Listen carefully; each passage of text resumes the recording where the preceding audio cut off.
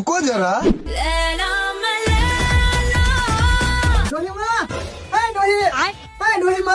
क्या हुई? इतना देवाना बांगू हूँ ना था।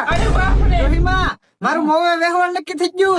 હારું ક્યું આમ બેટા હું રાજી થઈ ગઈ હવે. अच्छा હારું હાલો મળી તું વ્યવહાર કરો એમ દીધી કે તમને. ठीक है